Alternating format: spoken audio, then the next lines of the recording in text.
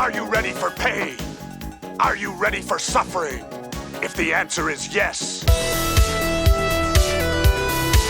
2019. In a totalitarian society, the American government keeps the masses in line through television, especially its most popular program, The Running Man, a spectacular game show where prisoners are used as human prey for celebrity stalkers armed to the teeth. It's modern-day gladiator games, broadcast live. Ben Richards, a cop framed for a crime he didn't commit, is dragged into the show against his will. But Richards will turn the tables, eliminating the stalkers one by one and taking revenge on the production. Well, that hit the spot. This film is a mess, and a lot of that comes from a chaotic production history. The project first landed with director Andrew Davis, who would go on to do Above the Law and Under Siege, then changed hands and ended up with David Starsky himself, actor Paul Michael Glaser. Yes, David Starsky also directs. Shaquille O'Neal. Oh boy. With the director swap came a lead actor swap. Originally set to star, Christopher Reeve walked away, and Schwarzenegger stepped in instead. By 1987, Arnold Schwarzenegger was on a steep upward trajectory. Conan the Destroyer, The Terminator, Predator, one hit after another, working with John McTiernan, Richard Fleischer, and James Cameron, and his larger-than-life persona was already fully formed. The writing was just as chaotic. Screenwriter Stephen E. D'Souza reportedly churned through something like a dozen drafts. The story is loosely adapted from the novel of the same name by Richard Bachman. Who is Richard Bachman? Well, it's Stephen King.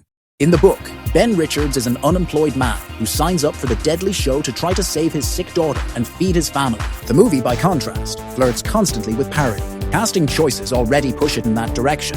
Richard Dawson, real-life host of Family Feud, plays game show host Damon Killian, and wrestlers like Professor Tanaka and Erland Van Lith show up as stalker gladiators. The whole film is built around its star at the height of his fame. Dumb one-liners, offbeat humor, and a stoic, unstoppable hero. I'll be back. The Running Man ticks every box of Schwarzenegger's 80s action persona.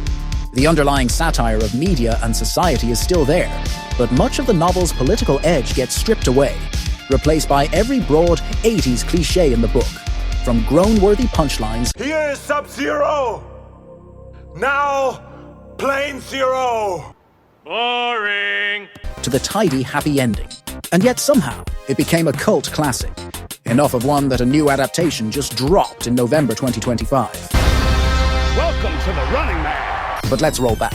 In 1983, Le Prix du Danger, or The Prize of Peril, is released. The story follows François Jacquemart, an unemployed worker who wants to offer a better life to his fiancée, and volunteers for the Prize of Peril, the most popular TV show in Europe, where contestants can win a $1 million cash prize if they survive the team of hunters sent to kill them on live television. Vous êtes bien décidé à tuer François Jacquemart. Rien ne pourra vous attendrir. Oh non, sûrement pas. On les applaudit très fort. Adapted from the short story of the same name by American writer Robert Sheckley, this version plays everything straight. Director-writer Yves Boisset goes all in on dystopia. Impersonal, cold sets, pervasive cynicism, a political message that is blunt and corrosive, a quasi-documentary shooting style, and a TV mechanism that is itself carefully staged.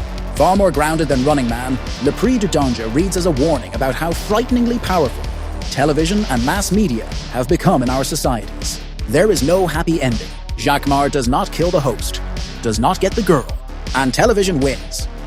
The story had already been adapted once for German television in 1970, in a TV film that was way ahead of its time, anticipating modern advertising overload, ratings wars, and reality TV. And pop culture is packed with novels, short stories, and films built on the same premise of lethal entertainment and hunted contestants. That is what pushed Yves Boisset to sue Fox for plagiarism over the 1987 Running Man. After an 11-year legal battle, French courts ultimately ruled in Boisset's favor, and The Running Man was blocked from video release in France until 2022. Now the question is whether Edgar Wright's new version gave justice to this story's full political and satirical potential. Thanks for watching. If you enjoyed this episode, don't forget to like, share, and subscribe. You'll find links below if you'd like to purchase the films we talked about. We really appreciate your support, and we'll see you in 2 weeks for another episode of Hypercut Chronicles.